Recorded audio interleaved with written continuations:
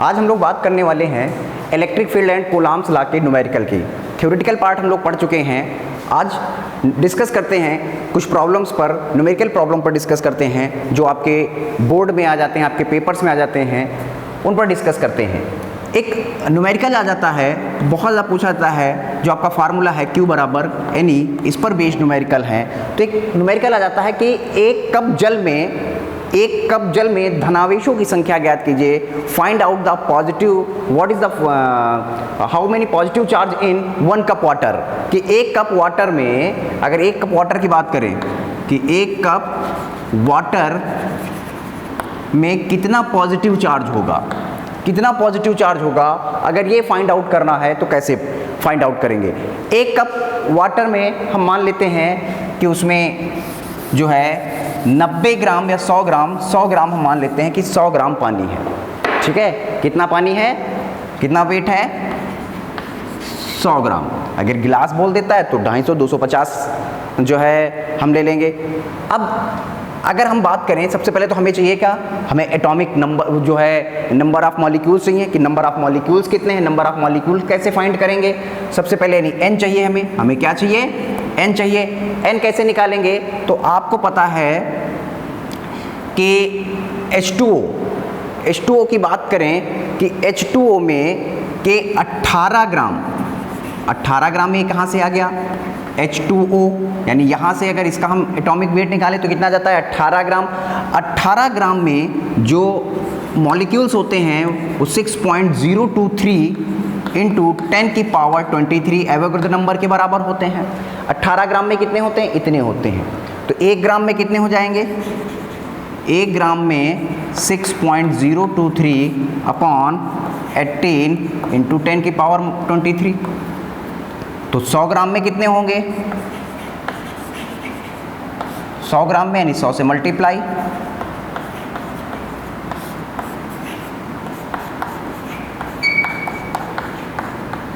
ये आ जाएंगे, ये 100 ग्राम में आ जाएंगे। तो ये क्या आ गए, ये नंबर ऑफ मॉलिक्यूल्स आ गए। अब आपको पता है कि एक मॉलिक्यूल में, H2O के एक मॉलिक्यूल में, इसके न्यूक्लियस में आपका 18 प्रोटॉन किसके होते हैं, 18 प्रोटॉन होते हैं आपके O के, ऑक्सीजन के, और 2 किसके होते हैं, 2 होते हैं हाइड्रोजन के। तो टोटल कितने हो जाते हैं, 10। ठीक है, तो पॉजिटिव यानी टोटल प्रोटॉन हो जाते हैं तो 10। तो हमें 10 निकालना है क्योंकि वाटर में पूछ रहा है। तो 10 के लिए कितने हो जाएंगे, टोटल नंबर ऑफ प्रोटॉन जो है, total number of molecules, total number अगर हम निकाल दें यहाँ से तो कितना हो जाएगा, 6.023 अपॉन 18 इंटू 10 की पावर 25 कर देते हैं, इंटू 10 कर देते हैं, ये निकाल लिया। अब यहाँ से हम चार्ज निकाल लिया, आपका n आ गया। अब यहाँ से हम Q निकाल लेते हैं। Q बराबर क्या होता है, NE, Q बराबर NE होता है। तो यहाँ से आप कैलकुलेट कर देंगे, n कितना है, 6.023 अपॉन 18 इंटू 10 की पावर 26 इंटू 1.6 इंटू 10 की पावर माइनस 19। एक प्रोटॉन पर कितना होता है, 1.6 इंटू 10 की पावर माइनस 19 होता है। सॉल्व कर देंगे इसको, जो आएगा वही आंसर हो जाएगा। आपको 2 से कट कर देते हैं, ये 9 आ जाएगा, ये 0.8 आ जाएगा। ठीक है, मल्टीप्लाई कर देते हैं, 24 16 और 2 18 और 6 48, 3 और 1 4, यह आ जाएगा 4.8 अपॉन 9 कर देते हैं इंटू 10 की पावर 7, 10 की पावर 7। ठीक है, डिवाइड कर देंगे, 5 आ जाएगा आपका 0.5 30 31 और ये आपका आ जाएगा 3, 0.53 इंटू 10 की पावर 7, या इसको ऐसे भी लिख सकते हैं 5.3 इंटू 10 की पावर 6 कूलम। यानी कितना चार्ज आ जाएगा, 5.3 इंटू 10 की पावर 6 कूलम। तो इस तरह से हमें जिसका भी चार्ज निकालना होता है, अगर आपसे पूछा जाए एक कप पानी में, 1 गिलास वाटर में कितना होगा, तो इस तरह से हम क्या कर सकते हैं, इस फार्मूले का यूज़ करके लगा सकते हैं। एक क्वेश्चन ये आ जाता है, समझ में आ गया होगा, एक क्वेश्चन आ जाता है कि यूरेनियम 92,238, आपके एक्सरसाइज में भी दे रखा है ये क्वेश्चन कि यूरेनियम 92238 से एक अल्फा पार्टिकल स्कैटर्ड होता है, निकलता है, ठीक है। तो आप ये बताइए कि उस अल्फा पार्टिकल और जो रेस्ट होगा तो उसके ऊपर कितना फोर्स लगेगा, और उसके बीच की डिस्टेंस दे दी गई 9 × 10⁻15। यूरेनियम 92238 इससे एक अल्फा पार्टिकल स्कैटर्ड होगा, तो आपका यहाँ पर बचेगा 90 और 234। जब अल्फा पार्टिकल स्कैटर्ड होता है तो उसके परमाणु क्रमांक में यानी उसके एटॉमिक नंबर में 2 की और एटॉमिक वेट में 4 की कमी आती है। ये रेडियो एक्टिव सब्सटेंस है, ठीक है। और इधर आपका एक हीलियम नाभिक आपका हीलियम न्यूक्लियाई बना देता है। तो अब यहाँ से अब कह रहा है इसके बीच आपका फोर्स बताना है कितना लगेगा, फोर्स आपको कैलकुलेट करना। तो इस पर चार्ज कितना हो जाएगा, जिसे हम लोग Q1 कह देंगे, Q1 बराबर N। तो N कितना है 90 गुणे 1.6 गुणे 10⁻⁻19 कूलाम हो जाएगा।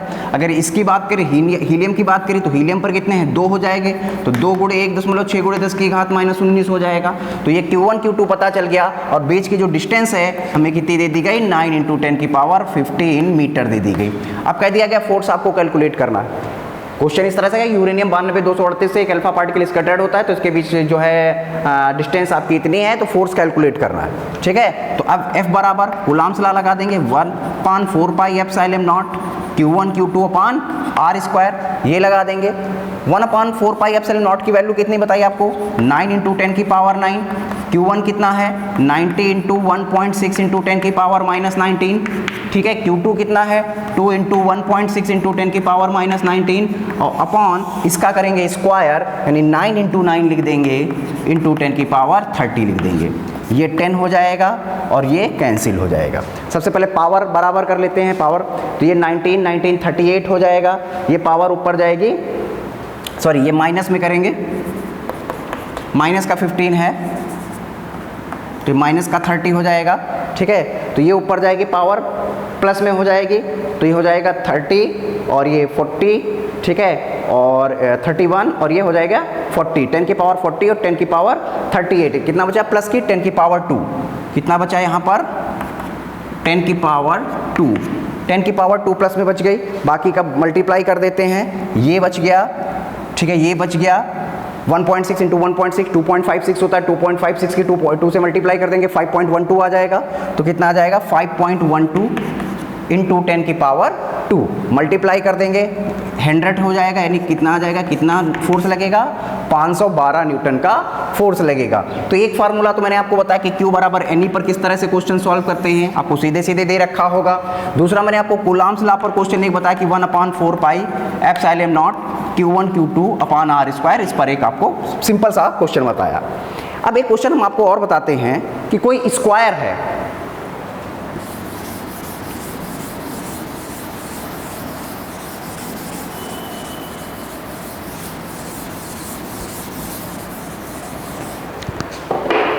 कोई स्क्वायर दे रखा है जिसकी साइड A है और इक्वली इसके कॉर्नर्स पर इक्वल चार्ज रखा हुआ है, +Q +Q +Q।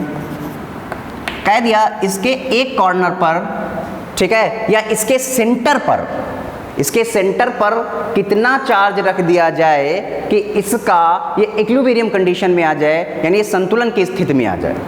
ये किसकी स्थिति में आ जाए, संतुलन की स्थिति में आ जाए। आपका कोई स्क्वायर है जिसकी साइड कितनी है, जिसकी साइड A है, और कह दिया गया कि इसके सेंटर पे कितना चार्ज रख दिया जाए कि इस पर नेट फोर्स 0 हो जाए। नेट फोर्स कितना हो जाए 0 हो जाए। तो आप देख रहे हैं ये A है, ये B है, ये C है, कैसे निकालेंगे। मान लीजिए इस पॉइंट पर हम निकालेंगे सबसे पहले नेट फोर्स कितना लगेगा। तो इसके कारण सबसे पहले A के कारण किधर की ओर, आउटसाइड बाहर की ओर।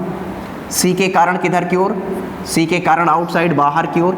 इसको हमने नाम दे दिया F1 या ऐसे कह देते हैं FAD कह देते हैं, और ये आपका हो जाएगा FCD। FAD और FCD।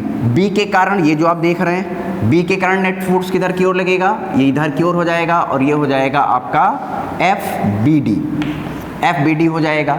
अब ये आपका हो गया इसका नेट फोर्स, इसका तीनों का नेट फोर्स निकालेंगे। और फिर ये चौथा जब अपोजिट डायरेक्शन में लगेगा, नेट फोर्स 0 होने के लिए क्या होना चाहिए, अपोजिट डायरेक्शन में लगना चाहिए। यानी ये हम मान लेते हैं कि ये F जब इधर लगेगा, इस पर हमने सेंटर पर कितना चार्ज रख दिया, मान लिया Q चार्ज रख दिया। Q क्यू चार्ज रख दिया। अब यानी इसका नेट फोर्स, इन तीनों का नेट फोर्स और इस force plus this force is equal to 0। तो यहाँ से हम क्यू की वैल्यू को फाइंड आउट कर सकते हैं। क्वेश्चन समझ में आ गया कि एक स्क्वायर है, इसके सभी कॉर्नर्स पे प्लस क्यू चार्ज रखा है, इसकी साइड ए है, तो पूछ रहा है कि इसके सेंटर पर कितना चार्ज रख दें कि नेट फोर्स 0 हो जाए। ठीक है, तो हमने पहले इसके कारण निकालने वाला नेट फोर्स FAD निकाल लिया। FAD is equal to FCD बराबर क्यों आएंगे? क्योंकि आप देख रहे हैं क्योंकि चार्जेस बराबर हैं, डिस्टेंस भी बराबर है। तो हम कैसे लिख लेंगे? 1/4 pi epsilon not Q1 Q2 यानी Q स्क्वायर और डिस्टेंस कितनी हो जाएगी? A square. ये FAD और आपका CD आ गया। FBD निकाल लेंगे। FBD ये डिस्टेंस डायगोनल कितना हो जाता है? √2a। ये डिस्टेंस कितनी हो जाएगी? √2a हो जाएगी। तो FBD यहाँ से कितना हो जाएगा? 1/4 pi epsilon naught Q square upon √2a का स्क्वायर करोगे तो 2a स्क्वायर आ जाएगा। अब इन तीनों का नेट फोर्स निकालते हैं। सबसे पहले इसका नेट फोर्स, तो इसको हम कह देते हैं F1, इसको F कहा था, इसको F1 कह देते हैं, √FAD का स्क्वायर प्लस FCD का स्क्वायर। क्योंकि ये दोनों फोर्स परपेंडिकुलर हैं तो इसका नेट फोर्स कैसे लगेगा? इसका जब निकालेंगे नेट फोर्स, ठीक है, इसका रिजल्टेंट निकालेंगे तो कैसे निकालेंगे? √A² प्लस Q स्क्वायर, ये हम लोगों ने वेक्टर में पढ़ा था। तो F1 इज इक्वल टू यहाँ से क्या हो जाएगा? दोनों सेम है, स्क्वायर करोगे तो √2 आ जाएगा। इसको कैसे लिख देंगे? 1/4 पाई एप्सिलॉन नॉट के Q square plus A square का whole square plus 1/4 pi epsilon naught Q square upon A square का होल स्क्वायर। कॉमन हो जाएगा तो इसको कैसे लिख देंगे? F1 is equal to 1/4 pi epsilon naught Q square upon A square into √2। अब ये इसका रिजल्टेंट और ये दोनों सेम डायरेक्शन में है, यानी ये आया F1 भी इस डायरेक्शन में और FBD भी इस डायरेक्शन में है। यानी अब एक हो गया ये FBD, F1 और ये फोर्स, ये तीनों फोर्स एक लाइन में है और ये नेट फोर्स कितना होना चाहिए? 0 होना चाहिए। दैट्स मीन हम कैसे लिखेंगे कि FBD plus F1 plus F is equal to 0 होना चाहिए। 0 होगा तभी नेट जो है इक्विलिब्रियम कंडीशन में आएंगे। तो हम FBD की वैल्यू कितनी है? FBD की वैल्यू ये थी 1/4 pi epsilon naught Q square upon 2a square. F1 कितना निकाला है? F1 निकाला है 1/4 pi epsilon naught Q square √2a अपान स्क्वायर। और F1 कितना हो जाएगा? F1 जो आप F निकाल रहे हैं ये हो जाएगा 1/4 पाई, यहाँ से हम निकाल के दिखा देते हैं। आपका जो F है वो कितना हो जाएगा? 1/4 pi epsilon not capital Q small q और इंटू डिस्टेंस कितनी है? √2a। √2a का कितना हो जाएगा? मिड पॉइंट हाफ, √2a/2 यानी a/2, a/√2 का स्क्वायर करेंगे तो a और ये 2 चला जाएगा ऊपर। ठीक है, ये आ जाएगा, ये आपका आ जाएगा। डिस्टेंस कितनी हो जाएगी? √2a/2 होगी, कैंसिल आउट करेंगे, a/√2 होगी, a/√2 का स्क्वायर करोगे ये आ जाएगा।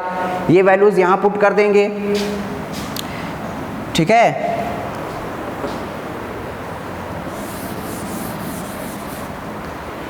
अब आपको क्या दिखाना है? आपको नेट फोर्स दिखाना है, यानी F ये था F plus F1 plus FBD is equal to 0।